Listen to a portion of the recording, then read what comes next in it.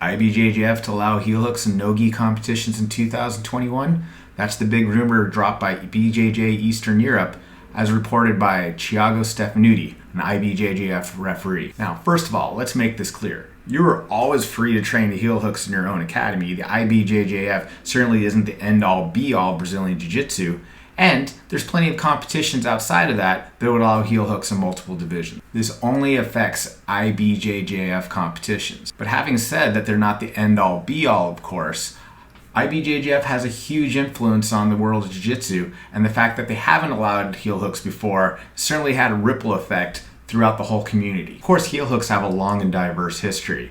You've seen them in the art of Sambo, in Japanese pankration, catch wrestling, and integrating into Jiu-Jitsu, you've had pioneers such as Dean Lister, and of course the Danaher Death Squad, comprised of guys such as Gordon Ryan, Nicky Ryan, Gary Tonin, Craig Jones considered one of them, and many others now. Now, although the IBJJF isn't necessarily the end-all be-all of Brazilian Jiu-Jitsu, or the final word, it certainly is one of the largest organizations, and what they say, what they do, their policies certainly have a ripple effect throughout the Brazilian Jiu-Jitsu community at large. Personally, I think the inclusion of heel hooks in IBJJF competitions, no-gi at least, is an awesome thing. I actually don't think that any hold should be illegal at the black belt level. Oh, won't somebody please think of the children?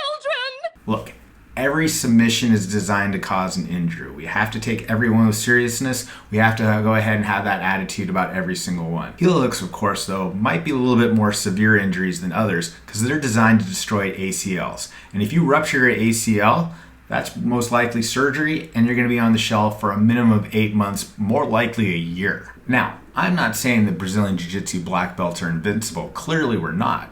But you shouldn't lose, or you shouldn't have that big of a deficiency in your grappling knowledge. We could have a separate conversation about Brazilian Jiu-Jitsu's true effectiveness in an MMA or a street fight when you're getting punched in the face.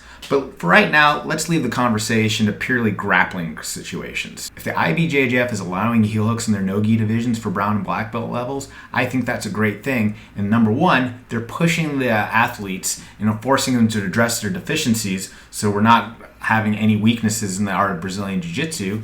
Second of all, they're legitimizing themselves in the fact that now that they're having a more universal rule set along with everything else that's going on, they have a bigger claim to a world title or having somebody as the best no-gi fighters in the world coming out of them.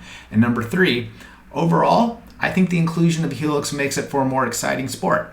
Now, I have to say, I don't believe you'll ever see heel hooks allowed in gi competitions or anything with the pants on. The argument is that the pants make it too difficult to get away from a heel hook, and then because of that, because there's lack of slipperiness, the injury could happen much more quickly. Hey, if you look at Sambo competitions, there's a reason why the uniforms don't include long pants. This might be a separate subject, but in my opinion, if the IBJJF really wants to show that they're taking no-gi seriously, they would run it as a separate tournament circuit from the gi divisions. I can make this argument in another video, but I'll point out that very few people actually manage to compete in both divisions when thrown in the same weekend. Or worse yet, a lot of people will compete in the first division, which is usually gi within the IBJJF, and after they've made it through their division, which is usually tough, they're going to drop out of the no-gi division, leaving a lot of holes and a lot of disappointed competitors. Now, I know the argument is the organization and venue space is expensive and they want to maximize their use out of it, but I'm saying it's a little bit disrespectful to the no-gi situation by doing it the way it's been done. But maybe there's a better solution for that. At any rate, I can't wait to get back to the gym and practice my heel hooks a little bit more now that they're opened up. See you on the mat.